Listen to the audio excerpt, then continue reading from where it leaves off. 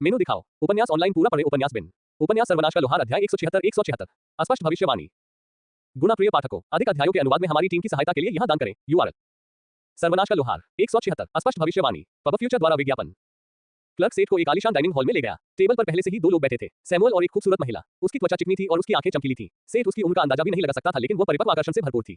उसने एक ढीला ढाला लबादा पहना हुआ था जिसे उसके कर्ज दिखाने के लिए बिल्कुल सही जगहों पर कसा गया था। सेठ, यहाँ आओ, बैठो, मैं तुम्हें हमारे मेहमान से मिलवाता हूँ। शुभ संध्या। सेठ ने बैठते ही उन दोनों का अभिवादन किया।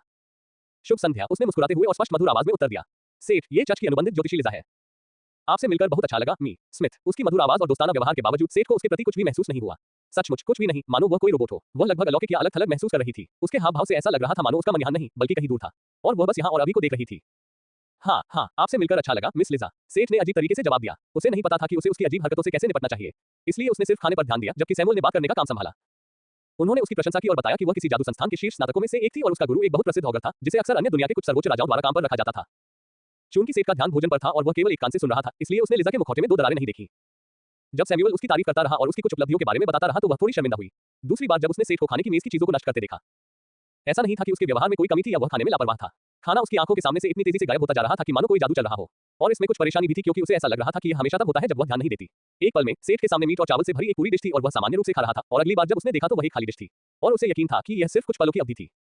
चूंकि दोनों ही एक दूसरे के व्यवहार से हैरान थे, इसलिए बातचीत को मुख्य मुद्दे पर ले जाना सैमुअल का काम था। लड़की को ढूंढना। पब फ्यूचर द्वारा विज्ञापन। लेडी लिजा को अपने कौशल की सटीकता को बेहतर बनाने के लिए यथासंभव अधिक से अधिक विवरण जानने की आवश्यकता थी। सेठ ने जो कुछ भी हुआ था उसे फिर से बताया। यह सैमुअल के लिए भी पहली बार था जब उसने उस भाई के बारे में पूरी कहानी सुनी थी जिसे चुरा लिया गया था। लेडी लिजा और पुजारी दोनों ही तब भावुक हो गए जब उसने उन्हें डायरी पढ़ने के लिए दी। आज रात हम तैयारियां पूरी कर लेंगे और कल लेडी लिजा उस लड़की के लिए भविष्यवाणी करेगी जिसे आप ढूंढ रहे हैं, सैमुअल ने अप्रत्याशित उत्साह के साथ कहा। तो चर्च के पादरी अभी भी इंसान ही थे, है ना? जब आप पैसे कमाते थे तो वह भूल जाता था कि आपने उनके चेहरे देखे हैं। लिजा ने अपने हुनर पर भरोसा जताने और ग्राहक को आश्वस्त करने के लिए दीप्तिमान मुस्कान बिखेरी। सेठ को अजीब लगा अचानक एक ऐसी सुंदरी द्वारा दीप्तिमान मुस्कान देखकर जो इतनी अलौकिक लग रही थी, खास तौर पर इतनी भयानक कहानी सुनाने के बाद। वह खोज को पूरा करने और ये देखने के लिए उत्सुक था कि वांडरिंग सोल को बहाल करने के बाद उसका क्या रैंक होगा। ये वास्तव में उसकी सबसे बड़ी चिंता थी। अगले दिन उसे एक बड़े हॉल में आमंत्रित किया गया जहां पॉलिश किए गए फर्श पर तरह तरह के प्रतीक और रेखाचित्र बने हुए थे। वहां जादुई संरचना के अलग अलग घेरों में कई अजीबोगरीब चीजें रखी हुई थीं जो राक्षसों के अंगों और जड़ी बूटियों जैसी लग रही थी। कृपया यहाँ खड़े हो जाओ, महिला ने उसे एक बड़े घेरे में खड़े होने का संकेत दिया। उसने पास के एक घेरे में छोटी बहन ईवी की तस्वीर भी देखी। स्पष्टीकरण अस्पष्ट था लेकिन समझने में आसान था। यह भविष्यवाणी कौशल सिस्टम के कुछ डेटा को टैप कर सकता है और खिलाड़ियों की खोज के लिए उनका उपयोग कर सकता है, जब तक कि किसी प्रकार के कनेक्शन को आधार के रूप में इस्तेमाल किया जा सके। तथ्य यह है कि सेठ को बहन को खोजने और उसकी देखभाल करने का काम था। इसका मतलब था कि सिस्टम को बहन के बारे में जानकारी थी। लेडी लिजा अपनी कुशलता का उपयोग करके उस जानकारी को प्राप्त करने का प्रयास कर सकती थी। एक बार जब सेठ अपनी जगह पर आ गया तो उसने गहरी बेचैन करने वाली आवाज में मंत्रोच्चार करना शुरू कर दिया। यह एक गहरी गड़गड़ाहट की तरह लग रहा था। यह उस अलौकिक सुंदरता के उच्चारण के लिए पूरी तरह से अनुपयुक्त था। धीरे धीरे खींचे गए वृत्तों और आरेखों से चमकती हुई रेखाएं उभरने लगी। वे कमरे के केंद्र में एकत्र हो गईं और एक त्रि-आयामी होलोग्राफिक मानचित्र बना दिया। मानचित्र ने समुद्र के पास दक्षिण में एक क्षेत्र को जूम करके बड़ा करने से पहले वाइस सिटी जिले को दिखाया। वह होमजू झील के तट पर अरिगिरी था और वह स्थान जहां ईवी अपनी मौसी के परिवार के साथ रहती थी। शहर पर जूम करने के बाद शहर का एक बड़ा क्षेत्र एक वृत्त द्वारा चिन्हित किया गया था। इसने सेठ को कुछ आरपीजी और एफपीएस में क्वेस्ट की याद दिला दी, जहां कोई विशिष्ट क्वेस्ट लक्ष्य चिन्हित नहीं था बल्कि एक विशाल मिशन क्षेत्र था जहां खिलाड़ी को अपने दम पर उद्देश्य को खोजना या हल करना था। लेस देन डिंग। खोज की जानकारी अपडेट कर दी गई है। Greater than. पब फ्यूचर द्वारा विज्ञापन। जब सेठ ने जांच की तो उसने खोज जानकारी के बीच चिन्हित क्षेत्र पाया और अपने लेस देन मानचित्र ग्रेटर देन कौशल के मानचित्र में भी चिन्हित किया। वह अरिगिरी में कभी नहीं गया था, इसलिए यह एक ग्रे आउट मानचित्र के बीच में एक बड़ा लाल चक्र था। जब उसने ऊपर देखा तो उसने पाया कि बड़े घेरे वाला क्षेत्र लाल, नीले और हरे रंग में बदलने लगा था। ज्योतिषी के चिकने माथे पर पसीना आना शुरू हो गया था क्योंकि वह पागलों की तरह मंत्र पढ़ रही थी। ये कुछ समय तक चलता रहा लेकिन फिर भी क्षेत्र बदलता रहा। उसका मुखौटा आखिरकार टूट गया और वह बेतहाशा इशारे करने लगी और मंत्रोच्चार करने लगी। सेठ उसके चेहरे पर बढ़ती हुई परेशानी को देख सकता था जब तक कि उसने अपने हाथों से अपना चेहरा पूरी तरह से ढक नहीं लिया और एक बड़ी आभरी रंग आखिरकार नीला हो गया। उसने अनुमान लगाया कि शायद उस क्षेत्र को इस तरह से झपकाना नहीं चाहिए था। सेठ के विचार से काफी मिलते जुलते ज्योतिषी ने शीघ्र ही समझाया। मैं इस क्षेत्र में उसके स्थान को सीमित करने में सक्षम था, लेकिन उसकी वर्तमान स्थिति अनिर्णायक है। यदि वह मर चुकी होती तो रंग लाल होता, यदि वह जीवित होती तो हरा होता। नीले रंग का मतलब है कि मेरे कौशल सटीक रूप से यह पता नहीं लगा सकते कि वह मर चुकी है या जीवित है। मैं आपको केवल इतना बता सकता हूं कि वह शायद ठीक और स्वस्थ नहीं है। मुझे खेद है। भाई की कहानी सुनने के बाद उसे लगा कि वह इस आखिरी इच्छा को पूरा करने में मदद करने के लिए बहुत इच्छुक है। उसने सब कुछ करने की कोशिश की थी लेकिन उसकी योग्यताएं ईवी के स्थान के बारे में बेहतर भविष्यवाणी करने के लिए पर्याप्त नहीं थी। सेठ ने पूरी प्रक्रिया देखी और उसके प्रयासों को पहचाना। किसी को इस हद तक ढूंढना सिर्फ एक तस्वीर, एक बटुआ और एक डायरी के साथ पहले से ही एक बढ़िया परिणाम था। वह एक अच्छी इंसान थी और निश्चित रूप से अपने पैसे के लायक थी। वह उसे प्ले पर 5 स्टार की समीक्षा देता, लेकिन उसे नहीं लगता था कि दुनिया की मौजूदा स्थिति को देखते हुए कोई भी उसकी परवाह करेगा। सेठ को कितना भुगतान करना पड़ा? उसे सैमुअल को खून पीने वाले हथियारों में से 3 देने थे जिन्हें वह होरा में अपनी दुकान पर वापस भेजने की योजना बना रहा था। कुल मिलाकर ये लगभग 50 गोल्ड के बराबर था। कुछ देर बाद रोशनी मंद पड़ने लगी और होलोग्राम गायब हो गया। उसने अपना कौशल रद्द कर दिया था। भविष्यवक्ता इतनी निराश दिख रही थी कि सेठ उसके पास गया और उसके कंधे पर थपथपाया। चिंता मत करो, ये पहले से ही काफी है। हम निश्चित रूप से उसे ढूंढ लेंगे और आपके काम की बदौलत उसे वापस लाएंगे। उसने उसे खुश करने की कोशिश की। इससे थोड़ी मदद मिली और उसने आधे मन से मुस्कुराहट बिखेरी। उसका पहले वाला व्यवहार चला गया था और वह पहले से कहीं ज्यादा मिलनसार लग रही थी। धन्यवाद। उसने एक प्यारी सी मुस्कान दी। वह किसी रहस्यवादी भविष्यवक्ता की तरह नहीं बल्कि एक अनाड़ी लेकिन आकर्षक पड़ोसी लड़की की तरह थी। सेठ ने उसके सिर को सहलाने की इच्छा को दबा लिया। उसे अभी भी नहीं पता था कि वह कितनी उम्र की थी। वह संभवतः अपने से बहुत बड़ी उम्र के किसी व्यक्ति का सिर सहला नहीं सकता था, है ना? यह अच्छी बात है कि आप परिणाम से संतुष्ट हैं। क्या मुझे आपके लिए अरिगिरी की जानकारी तैयार करनी चाहिए? सैमुअल ने बड़ी मुस्कान के साथ कदम बढ़ाया। वह बहुत खुश था कि अंत में सब कुछ ठीक हो गया। अगर सेठ ने भुगतान करने से इनकार कर दिया होता तो यह वास्तव में उसके दिल को दुखा देता। ये बहुत अच्छा रहेगा, धन्यवाद। मैं अपनी पार्टी से बात करूंगा और तैयारियां पूरी होते ही हम निकल जाएंगे। पब फ्यूचर द्वारा विज्ञापन। संपर्क टॉस साइट मैप दान करें। मेनू दिखाओ। उपन्यास ऑनलाइन पूरा पढ़ें। उपन्यास बिन। उपन्यास सर्वनाश का लोहार अध्याय 177 समाप्त करें। गुना प्रिय पाठकों, अधिक अध्यायों के अनुवाद में हमारी टीम की सहायता के लिए यहां दान करें। URL सर्वनाश का लोहार 177 समाप्त करें। Ads by PubFuture. सेठ अपने कमरे में लौट आया और काम पूरा करने के इरादे से वापस लौटा ताकि वह कल पार्टी की तैयारी कर सके। ये वाकई बहुत बढ़िया शो था। वह असली थी, तुम्हें पता है, अल ने अचानक टिप्पणी की। मुझे लगता है मैंने पहले कभी कोई असली ज्योतिषी नहीं देखा, सेठ ने क्रॉसबो के लिए सामग्री तैयार करते हुए कहा। उसकी तुलना किसी ज्योतिषी से मत करो। यह मुझे जादूगर या जो भी नाम तुम उन ढोंगियों को देते हो वैसा ही है। तुम्हें उससे और करीब जाना चाहिए, वह भविष्य में काम आ सकती है। वह सोचने के लिए एक पल के लिए रुक गया। एक अनाड़ी सुंदरी के करीब जाना जो एक अलौकिक भविष्यवक्ता की भूमिका निभाती थी। मैं शायद अगर उसे बाद में मौका मिले। उसने लेस देन जादुई स्टील ग्रेटर देन का एक टुकड़ा भट्टी में डाला जब उसने दरवाजे पर दस्तक सुनी। अगर यह भविष्यवक्ता था तो संयोग बहुत बड़ा था। उसने आगंतुक को अंदर आने के लिए कहा और मुश्किल से ही फोर्ज से स्टील निकालना याद रखा। अगर वह अपनी भूल के कारण दुर्लभ सामग्री को जला देता तो यह शर्म की बात होती। सर, मैं अलगिरी के बारे में जानकारी लाया हूं। सैमुअल द्वारा भेजा गया क्लर्क ही उसे खोज क्षेत्र के बारे में जानकारी लेकर आया था। उसने क्लर्क से फाइल ली और जाने से पहले उसे धन्यवाद दिया। उसने फाइल अपनी मेज पर रखी और वापस फौज में चला गया। क्रॉसबो के लिए सेठ ने एक नया ब्लूप्रिंट बनाया था क्योंकि उसके पास जितने भी ब्लूप्रिंट थे वे सभी क्रॉसबो थे जिनमें हथियार के शरीर के लिए लकड़ी का इस्तेमाल किया गया था। Less then blueprint greater than का उपयोग करके उसने एक क्रॉसबो बनाया जो पूरी तरह से धातु और हड्डी से बना था, जो एक सामरिक क्रॉसबो के करीब था जैसा कि सेठ ने इंटरनेट पर देखा था। उन्होंने बोल्ट के लिए एक आधुनिक मैगजीन भी जोड़ी। Less than multi shot greater than जैसे कौशल के साथ कम रीलोड समय की शक्ति की कल्पना करें जिसने शूटिंग के बाद बोल्ट को जादुई रूप से दोगुना कर दिया। एक बार ब्लूप्रिंट तैयार हो जाने के बाद वह less than magic steel greater than से क्रॉसबो अंगों को बनाने में लग गया। उसने इस सामग्री का इस्तेमाल किया क्योंकि less than magic steel greater than में गुणों को भरने की अच्छी क्षमता थी और उसके पास इसकी बहुत अधिक मात्रा थी। उसने उसी गाथागीत का इस्तेमाल किया जैसा उसने अपने वाइवन रिंग पर किया था ताकि क्रॉसबो बोल्ट में शाप जोड़ सके। आत्मा के लिए उसने एक बार फिर एक मध्यम आकार की राक्षस आत्मा का इस्तेमाल किया। यह प्रक्रिया उस समय की प्रक्रिया से बहुत मिलती जुलती थी जब उन्होंने शिकारी धनुष बनाया था। थोड़ी ज्यादा जटिल क्योंकि उन्हें अपनी गाथा गाते समय आत्मा को अंगों और शरीर के बीच विभाजित रखना था। Ads by PubFuture. उन्होंने हैंडल के लिए सांप की पसलियों की कुछ हड्डियों का इस्तेमाल किया। यह ज्यादातर सौंदर्य के लिए था और अपने धनुष की तरह ही उन्होंने डोरी के लिए लेस देन स्वर्गीय कांस्य ग्रेटर देन का इस्तेमाल किया। उन्हें खुशी है कि इस सिस्टम ने हीट ट्रीटमेंट और क्वेंचिंग जैसी कई क्राफ्टिंग प्रक्रियाओं को सरल बना दिया। अन्यथा स्प्रिंग स्टील जैसी कोई चीज बनाने में सेठ को काफी समय लग जाता। चूंकि सेठ को पहले से ही सामग्री और निर्माण का काफी ज्ञान था इसलिए उसे क्रॉसबो पर ज्यादा समय खर्च नहीं करना पड़ा। उन्होंने अंगों पर जादू उकेरा। क्रॉसबो को मंत्रमुग्ध करने के लिए उन्होंने पक्षाघात और मौन के लिए जटिल सर्किट का इस्तेमाल किया। सिद्धांत में तर्क सरल था। एक तरफ टेकर था जो हाथापाई की लड़ाई में दुश्मन पर डिबक की बौछार कर सकता था और दूसरी तरफ लिंक था जो कास्टर और अन्य दूर के विरोधियों पर निशाना साध सकता था। और फिर उनके पास जादूगर था जो नुकसान और उससे भी ज्यादा के लिए सभी तरह के जादू का इस्तेमाल कर सकता था। सेठ को अभी भी सिर्फ एक ही भूमिका निभानी थी, वह थी एक मजबूत हाथापाई करने वाला, क्षति पहुंचाने वाला। सेठ अपनी वस्तुओं की बदौलत अच्छी मात्रा में नुकसान पहुंचाने में सक्षम था, लेकिन उसके पास हाथापाई कौशल की कमी थी जिससे इन वस्तुओं का सबसे अच्छा उपयोग किया जा सके। लेस देन भारी प्रहार ग्रेटर देन जैसा कौशल जो आउटपुट को कई गुना बढ़ा सकता है और हथियार से होने वाले नुकसान को कई गुना बढ़ा सकता है। यह एक आम योद्धा के लिए एक सामान्य कौशल था। साथ ही सेठ मुख्य योद्धा नहीं बनना चाहता था, वह एक पार्टी चाहता था ताकि वह ये सब उनके लिए छोड़ सके। लेकिन इससे सेठ को यकीन था कि वे बहुत शक्तिशाली नहीं होने के बावजूद कुछ भी प्रबंधित करने में सक्षम होंगे, भले ही उस सेठ की सोच से कहीं ज्यादा डरावना था। भले ही दुश्मन शक्तिशाली था, अगर वह लगातार अचेत होने के कारण आगे नहीं बढ़ सकता था तो वह क्या कर सकता था। सेठ को जब तैयार क्रॉसबो को देखा तो वह बहुत संतुष्ट महसूस किया। लेस देन दुर्लभ क्रॉसबो। महाकाव्य। क्षति 510। स्थायित्व 2600। 1 हिट होने पर मानसिक व्यवधान उत्पन्न होने की 35% संभावना। प्रभाव स्तब्ध भ्रम। 2 किसी हमले में यादृच्छिक अभिशाप जुड़ने की 15% संभावना। 3 हिट होने पर लक्ष्य को चुप कराने की 60% संभावना। 4 हिट होने पर लक्ष्य को पंगु बनाने की 12% संभावना। 5 हिट होने पर लक्ष्य को जहर देने की 5% संभावना। 6 हिट होने पर लक्ष्य को जलाने की 5% संभावना। जर्नीमैन स्मिथ द्वारा क्रॉसबो पर एक नया रूप, संरचना और डिजाइन की बदौलत रीलोड स्पीड 30% बढ़ जाती है और इसमें रैपिड फायर मोड भी है। विशेष उपचार के कारण यह आइटम बेहतर प्रदर्शन करता है। इस हथियार के गलत पक्ष वाले किसी भी व्यक्ति के लिए यही बुरा सपना है। Greater than. सेठ ने सिर हिलाया। क्रॉसबो काफी अच्छा लग रहा था। हड्डियों के तत्व और स्ट्रिंग ने भी कम जहर और जलने की संभावना दी। क्रॉसबो के ऊपर उसने पेटू शिकारी के लिए रसोई का चाकू बनाने का फैसला किया। नहीं, रसोई का चाकू नहीं, विघटित करने के लिए एक मित्रिल चाकू। ये कुछ खास नहीं था। मैं बेहतरीन तीक्ष्णता के लिए जटिल सर्किट से मंत्रमुग्ध था जो धार बनाए रखने में भी मदद करता था और जो 3-5 ताकत ताकि शिकारी सबसे कठिन लाशों को भी विघटित कर सके। इसके साथ ही सेठ ने कमोबेश वे सभी चीजें बना ली जिन्हें वह बनाना चाहता था। वह हरिगिरी के बारे में फाइल पढ़ने बैठ गया। शहर जलचरों के पहले आक्रमण से तबाह हो गया था। इस समय यह एक भूतहा शहर था। ज्यादातर राक्षसग्रस्त खंडहर बचे थे। जानवरों का स्तर औसतन 30 के मध्य में था, इसलिए उनकी पार्टी के औसत से थोड़ा ज्यादा, लेकिन फिर भी इतना ज्यादा कि वाई सिटी में क्षेत्र को साफ करने के लिए लोगों की कमी थी। नीलामी में इस्तेमाल किए गए जानवर जैसे जानवर सबसे ज्यादा थे। बड़ी उभयचर बरसकर मछली, लेकिन अन्य समुद्री जीव खंडहरों के अंदर रेंग रहे थे जिन्हें उनके पिछले निवासियों ने छोड़ दिया था। ये वास्तव में 17 या 18 साल की लड़की के रहने के लिए जगह नहीं थी। फाइल पढ़ने के बाद सेठ उठ गया और उसने कुछ और तीर और क्रॉसबो बोल्ट हेड बनाने का फैसला किया। उसके पास अभी भी 85 सांप के दांत थे और उसने उनमें से 45 का उपयोग करके तीर और बोल्ट के लिए लगभग 250 हेड बनाने का फैसला किया। इसके साथ लक्ष्य को जहर देने का एक और छोटा सा मौका होगा जब तक कि फायर करने से पहले प्रक्षेप्य में कुछ जादू डाला जाता है। उसने टिप्स पैक कर ली और दिन के लिए काम खत्म कर दिया। पहले से ही देर हो चुकी थी, लेकिन वह अपने कमरे से बाहर निकला और रिसेप्शन पर चला गया। उसने उनसे अपने दल के सदस्यों के पास एक संदेशवाहक भेजने को कहा ताकि वे कल मिल सकें। वह उन्हें उनके उपकरण देगा और उनके पहले मिशन के बारे में जानकारी देगा। उन्होंने उन्हें रेडीमेड तीर के शाफ्ट और बोल्ट खरीदने का भी निर्देश दिया। सेठ खुद उन्हें बनाने की जहमत नहीं उठाना चाहता था। उसके पास ऐसा करने का हुनर नहीं था, इसलिए यह उसका काम नहीं था। अगर यह उसके हुनर को निखारने में भी मदद नहीं करता तो किसी चीज पर समय क्यों बर्बाद करना। अगले दिन के बारे में सोचते हुए वह अपने कमरे में वापस आया और रात के लिए तैयार हो गया। Ads by PubFuture. संपर्क टॉस साइट मैप दान करें। मेनू दिखाओ। उपन्यास ऑनलाइन पूरा पढ़ें। उपन्यास बिन। उपन्यास सर्वनाश का लोहार अध्याय 178। गिया आप। गुना प्रिय पाठकों, अधिक अध्यायों के अनुवाद में हमारी टीम की सहायता के लिए यहां दान करें। URL सर्वनाश का लोहार 178। गिया आप। Ads by PubFuture. अगली सुबह एक आश्चर्य की बात थी, सेठ की नींद उसके दरवाजे पर दस्तक से खुली। वह नींद से उठा और दरवाजे के पास गया। इतनी सुबह सुबह ये लोग यहाँ क्या कर रहे थे? उसके दरवाजे पर कोई क्लर्क नहीं खड़ा था, या शायद उसके 2 कर्मचारी जो उसी मंजिल पर रहते थे, नहीं। वहाँ उसके 3 पार्टी के सदस्य अस्त-व्यस्त बाल और अस्त-व्यस्त कपड़ों में खड़े थे। एलिसन अभी भी अपने पजामे में थी, बिल्कुल सेठ की तरह, और वे उसे बड़ी मुस्कान के साथ घूर रहे थे। तुम लोग यहाँ क्या कर रहे हो? उसने आलस से अपना सिर खुजलाते हुए पूछा। बाकी लोग शांत थे। क्या मतलब है तुम्हारा? तुमने हमें आने के लिए कहा था, है ना? तुम हमें इतनी सुबह संदेशवाहक भेजते हो, यह महत्वपूर्ण होना चाहिए, है ना? लिंक ने उत्साह से कहा। जैसे जैसे सेठ की नींद खुली, उसके गियर और भी अधिक सुचारू रूप से चलने लगे। क्या ये लोग उसी समय दौड़कर आए थे जब उन्होंने सुना कि वह उन्हें गियर देगा? लोगों ने कम से कम स्ट्रीट वियर तो पहना था। एलिसन के बाल किसी चिड़िया के घोंसले जैसे दिख रहे थे और उसने प्यारे भालुओं के साथ चौड़े पजामे पहने हुए थे। क्या वह नंगे पैर यहाँ दौड़कर आई थी? नशे में होने के बावजूद उसकी आंखें सबसे चमकदार थीं। तेका, वहाँ कुछ लटक रहा है। क्या वह मोजा है? उसकी मुड़ी हुई काली टी-शर्ट के कंधे पर एक गुलाबी बच्चों का मोजा चिपका हुआ था। आह, ओह, यह मेरी बेटी का है। उसने गर्मजोशी से मुस्कुराते हुए कहा और फिर मोजा अपनी जेब में रख लिया। विषय से बचना बंद करो। चलो अभी मीटिंग शुरू करते हैं। लिंक ने उन्हें बीच में टोका। यह आदमी पूरी तरह से उत्साहित था। सेठ को पेटू शिकारी की उम्मीदों पर पानी की एक बाल्टी फेंकनी पड़ी। नहीं, ऐसा लग रहा है कि आप लोग सुबह उठते ही यहाँ भाग कर आए हैं। आपको अपना बेहतर ख्याल रखना होगा। मैं जाकर नहा लूंगा। आप लोग वहाँ खाली फ्लैट में बारी-बारी से नहा सकते हैं। और फिर हम नाश्ते के लिए जाएंगे। और फिर हम मीटिंग कर सकते हैं। ऐसा करके उसने इन तीनों घुसपैठियों से छुटकारा पाया और वही किया जो उसने कहा था। हालांकि नाश्ता हमेशा की तरह उतना मजेदार नहीं था क्योंकि ये तीनों बदमाश उसे जल्दी करने के लिए कह रहे थे। फिर भी उसने सुनिश्चित किया कि वह भरपेट खाए। Ads by PubFuture. अच्छे नाश्ते के बाद वे आरामदायक बैठक कक्ष में एकत्र हुए। सेठ ने अरिगरी सिटी के बारे में फाइल नीचे रख दी ताकि वे इसे स्वयं पढ़ सकें। उन सभी ने एक जटिल अभिव्यक्ति की। सेठ के विपरीत जो हाल ही में वाई सिटी में आया था, ये तीनों महासागरीय साम्राज्य के साथ युद्ध का हिस्सा थे। उन सभी ने उस युद्ध में कड़ी लड़ाई लड़ी थी और एक से अधिक बार लगभग अपनी जान गंवा दी थी। उस समय वे अभी भी निम्न स्तर पर थे और आक्रमण को पीछे धकेल दिया गया था, लेकिन अभी यह उनके लिए एक खतरनाक क्षेत्र था।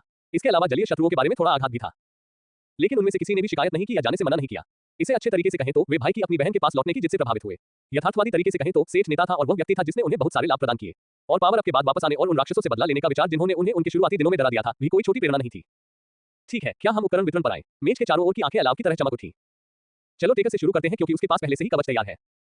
सेठ ने अपनी सूची से एक बड़ा बक्सा निकाला और टेकर के सामने रख दिया। उसके अंदर 2 फैन शील्ड थे और टेकर ने उन्हें बाहर निकाला तो सेठ ने उनका काम समझाया। यह शापित है। जब सेठ ने शापित नुकीले ढाल के बारे में बताया तो टेकर ने कहा, चिंता मत करो, अल ने मुझे आश्वासन दिया है कि आपके बढ़े हुए प्रतिरोध और ढालों से मिलने वाले बोनस के साथ कोई खतरा नहीं है। एक कारण है कि उनमें से केवल एक के पास ही यह विकल्प है। अगर आपको लगता है कि कुछ गड़बड़ है तो आप कौवे की चोंच में बदल सकते हैं। 2 ढालों के अलावा एक रक्त पीने वाली कौवे की चोंच भी थी, जैसी सेठ ने जार्किस्टो को मारने के लिए इस्तेमाल की थी। आक्रामक गार के नीचे एक छोटा बॉक्स था जिसमें 1 हार और 4 अंगूठियां थीं, जो कि आमतौर पर पहनने वाली अंगूठियों की अधिकतम संख्या थी। वे कुछ खास नहीं थे क्योंकि हम मूल रूप से उनकी दुकान में बेचे जाने वाले थे। सेठ ने जो एकमात्र बदलाव किया था वह था आत्माओं को उनके प्रभावों को एक स्थायी बफ बनाने के लिए संक्रमित करना, बजाय एक अस्थायी बफ के जिसे उपयोगकर्ता को सक्रिय करना था। 2 अंगूठियों ने धीरज शक्ति को बढ़ाया और अन्य 2 ने चपलता इच्छा शक्ति को 15 अंकों से बढ़ाया। हार ने एचपी पुनर्जनन और मन पुनर्जनन को बढ़ाया। उन्होंने अन्य 2 के लिए भी ऐसे ही सेट तैयार किए तथा इन सामानों को उन्नत बनाने में लगभग 80 छोटे-छोटे सिक्के खर्च किए। एलिसन और लिंक की आंखें चमक उठी जब उन्होंने सुना कि उन्हें कुछ तुलनीय मिलेगा। Ads by PubFuture. जादूगर का बक्सा थोड़ा छोटा था क्योंकि सेठ के पास उसके लिए कम चीजें थी। वह कास्ट उपकरणों में उतना पारंगत नहीं था और उसके पास उसके लिए एक अच्छा स्टाफ बनाने के लिए सामग्री की कमी थी। इसका मतलब यह नहीं था कि उसका गियर कोई कम प्रभावशाली था। पजामा पहने महिला खुशी से चिल्ला उठी जब उसने लंबे सुनहरे गद्देदार जैकेट की सराहना की। यह दिन का पहला महाकाव्य आइटम था और यह उसका था। जब सेठ ने उन्हें सुनहरे जैकेट के प्रभावों के बारे में बताया तो बाकी लोग ईर्ष्या से उसे देखने लगे। एलिसन की अंगूठियों ने मुख्य रूप से उसकी चपलता और बुद्धिमत्ता को बढ़ाया, जैसा कि उसने मांगा था। हार का उद्देश्य मैना पुनर्जनन को बढ़ाना था। सेठ ने बचे हुए जूतों से उसके लिए चमड़े के जूतों की एक जोड़ी बनाने का समय भी निकाला था। उन्हें दुर्लभ माना गया और उन्होंने गति, हवा और पृथ्वी के प्रति आकर्षण बढ़ाया। जब आखिरकार उसकी बारी आई तो पेटू शिकारी उत्साह से फटने के करीब था। उसके बक्से से सबसे पहले चमड़े के कवच के अलग-अलग हिस्से निकले जो उसकी उत्तरजीविता को बढ़ाएंगे। उसके बाद उसके सहायक उपकरण थे। अंगूठियों ने ताकत, चपलता और निपुणता बढ़ाई, जबकि हार में ढाल कौशल था। यह उनके समूह के सबसे कमजोर लोगों के लिए जीवन रेखा के रूप में था। लिंक की आंखें थोड़ी धुंधली हो गई थी। वह शिकायत नहीं कर सकता था क्योंकि वे सभी शानदार आइटम थे और उसके मौजूदा गियर से कई गुना बेहतर थे, लेकिन दूसरों को जो मिला उसकी तुलना में उसे लगा कि वह पीछे रह गया है। वे एक बार फिर उत्साह से भर उठे जब उन्होंने सेठ को म्यान में से खंजर निकालते देखा। आखिरकार क्या उसे भी कोई महाकाव्य सुपर स्पेशल आइटम मिलेगा? मिथरिल से बना एक विघटनकारी चाकू। इससे आप ड्रैगन को भी विघटित कर सकते हैं। ये किसी फील्ड ट्रिप पर रसोई के चाकू के रूप में भी काम आ सकता है। सेठ को अपने आप को बचाने के लिए कुछ नहीं मिला जब उसने दूसरे के चेहरे पर मुस्कान देखी। उसने एक बार फिर शिकारी की उम्मीदों को तोड़ दिया था। बेशक वह केवल इस तरह से ही अभिनय कर सकता था क्योंकि वह जानता था कि आखिरी वस्तु क्या होगी। और अंत में दुर्स्वप्न क्रॉसबो। सेठ ने लगभग काले रंग का क्रॉसबो निकाला जिस पर चांदी की नक्काशी, सफेद हड्डी के हैंडल और लेस देन स्वर्गीय कांस्य ग्रेटर देन से बनी सुनहरी चमकती क्रॉसबो स्ट्रिंग थी। लोहार के हाथों में आइटम देखकर पेटू शिकारी डर गया क्योंकि वह अब अपनी भावनाओं को व्यक्त नहीं कर सकता था। उसने मैगजीन और क्रॉसबो के प्रभावों के बारे में बताना शुरू किया लेकिन लिंक की ओर से कोई प्रतिक्रिया नहीं आई। उसकी आंखें बस क्रॉसबो पर ही टिकी थीं और जब सेठ ने आखिरकार उसे क्रॉसबो दिया तो उसने उसे एक खोए हुए बच्चे की तरह गले लगा लिया और खुशी से झूमने लगा। बाकी लोग भी उसके साथ हंसने से खुद को रोक नहीं पाए। उसका मूड स्विंग बहुत ही प्यारा था। जब वह अंततः शांत हुआ तो सेठ ने फिर से बोलना शुरू किया। ठीक है, अब आप सभी अपने उपकरण तैयार कर लें। मैं देखना चाहता हूं कि वे आप पर कैसे दिखेंगे। पूरी तरह से तैयार होने के बाद पार्टी काफी प्रभावशाली दिख रही थी। वहां 2 डराने वाली नुकीली ढालों को थामे एक विशालकाय डार्क नाइट था। सुनहरे कपड़े के कवच और एक बड़ी नाइट टोपी में एक महिला जादूगरनी। पूरी तरह से चमड़े की पोशाक और एक आकर्षक दिखने वाले क्रॉसबो में एक शिकारी। और अंत में सेठ अपने गहरे लाल काले वायवन कवच, चांदी, काले गॉन्टलेट्स और कमर पर एक बड़े ब्लेड के साथ। चलो आज एक तहखाने में चलते हैं ताकि हम पावर अप की आदत डाल सकें।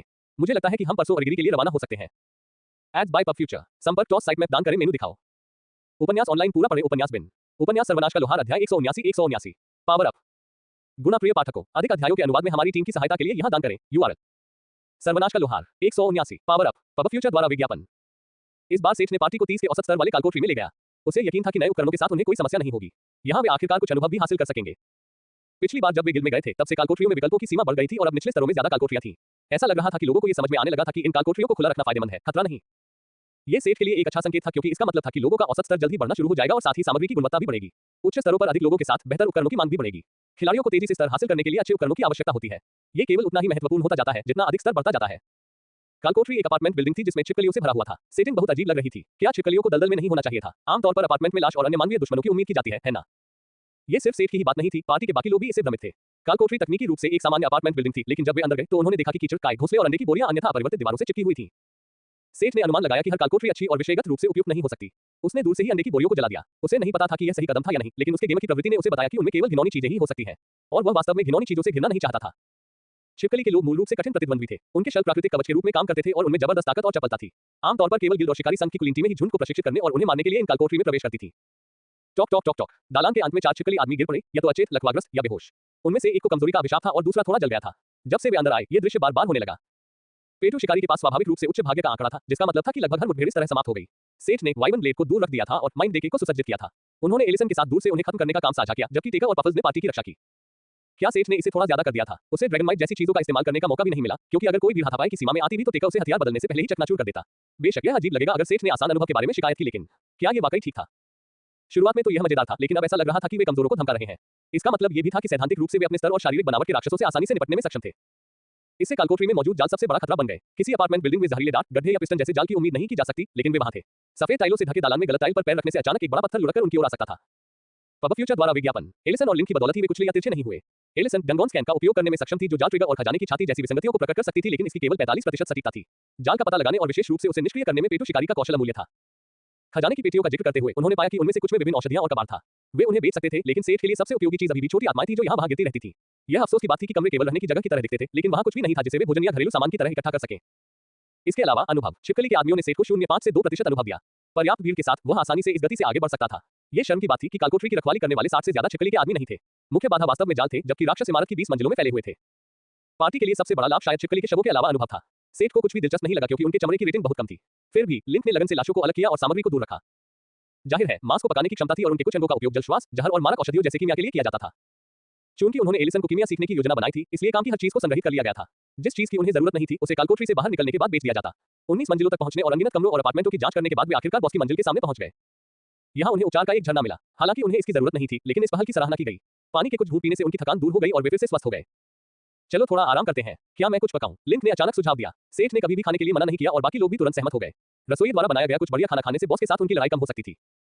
हर किसी को एहसास हो गया था कि इस कालकोठरी के लिए वे काफी शक्तिशाली थे, लेकिन किसी को कभी भी बहुत बड़ा लाभ नहीं मिल सकता है ना? पेटू शिकारी ने एक बड़ी कढ़ाई निकाली जिसमें तरह तरह के मसाले, सब्जियां और छिपकली का मांस था, जिसे उसने अपने नए मित्र चाकू से बड़ी मेहनत से काटा। उसने कढ़ाई में हीलिंग फाउंटेन का पानी भर दिया। तुम क्या पका रहे हो? सेठ ने दिलचस्पी से पूछा जब वह शिकारी को सामग्री तैयार करते देख रहा था।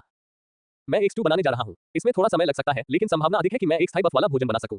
हीलिंग फाउंटेन का पानी और छिपकली का मांस दोनों ही असामान्य है। हालांकि मेरे कौशल इन सामग्रियों को संसाधित करने के लिए पर्याप्त नहीं है। बहुत ज्यादा उम्मीद मत करो। सभी ने धैर्यपूर्वक लिंक के खाना पकाने के खत्म होने का इंतजार किया। बफ फूड के महत्व को कम करके नहीं आंका जा सकता। शेफ वर्तमान युग में सबसे ज्यादा सराहे जाने वाले कामों में से एक थे, क्योंकि खिलाड़ी को सपोर्ट से मिलने वाले बफ के साथ खाने के साथ बफ मिल सकता था और अच्छे उपकरणों की कमी की भरपाई करने की कुछ संभावनाओं में से एक था। युद्ध से पहले भोजन में जो सुधार किए गए थे, उनके बिना वे समुद्री साम्राज्य के खिलाफ युद्ध पूरी तरह हार सकते थे। सेठ को भोजन के गुणों के बारे में और भी स्पष्ट जानकारी थी। यह न केवल स्वादिष्ट था, बल्कि भोजन से होने वाले स्थायी सुधारों की कोई सीमा नहीं थी। नामिया में रहने के दौरान ऐसा खाना खाने का मौका न मिलने के बावजूद सेठ ने अपनी ताकत को स्थायी रूप से बढ़ाने के विभिन्न विकल्पों के बारे में सुना था। सामान्य तौर पर 2 विश्वसनीय तरीके थे, औषधि और भोजन। औषधि का प्रभाव बहुत बड़ा था, लेकिन कोई व्यक्ति उसी औषधि का उपयोग केवल 1 या 2 बार ही कर सकता था। सामग्री महंगी थी और उन्हें बनाने के लिए कौशल की आवश्यकता थी। अगर कोई शेफ अस्थायी या स्थायी बफ के साथ खाना बनाना चाहता है, तो उसे खाने में भी उच्च कौशल की आवश्यकता होती है। इसका फायदा यह था कि इससे उसे प्रतिरक्षा नहीं मिलेगी। सैद्धांतिक रूप से कोई व्यक्ति एक ही भोजन को बार-बार खा सकता है और उससे आंकड़े प्राप्त कर सकता है। बेशक इसकी सीमाएं थी। प्रभाव हमेशा सामग्री और उन्हें खाने वालों पर निर्भर करता था। कई सौ रन की ताकत वाले लेवल 70 के योद्धा को अपने से बहुत कमजोर राक्षस से बने भोजन से ताकत नहीं मिलेगी। कुछ हासिल करने के लिए उसे अपने जैसे या उससे ज्यादा ताकत वाले राक्षसों को खाने की जरूरत होती है। जब वे उगने लगे तो लिंक ने उछलकर खुशी मनाई। वह सफल हो गया था। लेस देन स्वस्थ छिपकली का सूप का कटोरा भोजन असामान्य। छिपकली का सूप जैसा मां बनाती थी। जोड़ 1% रोगों के प्रति प्रतिरोध, जोड़ 30 शक्ति, जोड़ 2 शून्य चपलता, जोड़ 5 HP रीजन, मिनट 30 मिनट के लिए ग्रेटर दैन। रोगों के प्रति प्रतिरोध। एलिसन ने भ्रमित होकर पूछा। लिंक भी थोड़ा हैरान दिख रहा था। तुम दोनों को नहीं पता था कि यह मौजूद है? सेठ ने उनसे आश्चर्य से पूछा। उसने इस तथ्य को नजरअंदाज कर दिया कि उसे भी बिना उस ब्रेसलेट के पता नहीं चलता जिसका प्रभाव समान था। टेका में अपनी कक्षा की बदौलत 25% रोग प्रतिरोधक क्षमता थी। सामान्य तौर पर उसके पास हर चीज के खिलाफ कम से कम 25% प्रतिरोधक क्षमता थी। लेकिन विवरण को दोबारा पढ़ने पर सेठ ने पाया कि सूप का प्रभाव अलग था। इसमें ब्रेसलेट की तरह कोई प्रतिबंध नहीं था जो अलग अलग रेटिंग की बीमारियों के बीच अंतर करता था। ये किसी भी और सभी बीमारियों के लिए 1% पूर्ण प्रतिरक्षा थी। उसने दूसरे को ये बात समझाई और अनजाने में ही दोनों के बीच खाने की होड़ शुरू हो गई। फिर भी उसे नहीं पता था कि दूसरा व्यक्ति जितना संभव हो सके उतना सूप खाने की जल्दी में था, फिर भी वह सबसे ज्यादा खाने वाला था। एक जोरदार डकार के साथ उसने अपना 7वां कटोरा खत्म किया और अपनी स्थिति विंडो में देखा। उसने वास्तव में सभी बीमारियों के लिए 7% प्रतिरोध प्राप्त किया था। पफल्स 4% प्रतिरोध के साथ दूसरे स्थान पर था। बाकी लोग सिर्फ 2 या 3 कटोरे ही ले पाए थे, लेकिन कोई भी निराश नहीं हुआ क्योंकि अभी भी छिपकली के मांस काफी ज्यादा था। वे कालकोठरी से बाहर निकलने के बाद लिंक से और ज्यादा खाना पकाने को कह सकते थे, लेकिन लिंक ने उनकी उम्मीदों पर पानी फेर दिया। समय के साथ हीलिंग फाउंटेन का पानी अपनी गुणवत्ता खो देता है। ये केवल ताजा ही काम करता है, इसलिए जब तक हमें समान गुणवत्ता वाला कुछ नहीं मिल जाता, मैं शायद इसका स्थायी प्रभाव देने में असफल हो जाऊंगा। कम से कम तब तक जब तक मेरा कौशल मजबूत नहीं हो जाता। थोड़ा निराश होकर वे बॉस पर अपना दुख प्रकट करने के लिए तैयार हो गए। पब फ्यूचर द्वारा विज्ञापन संपर्क टॉस साइट में दान करें मेनू दिखाओ।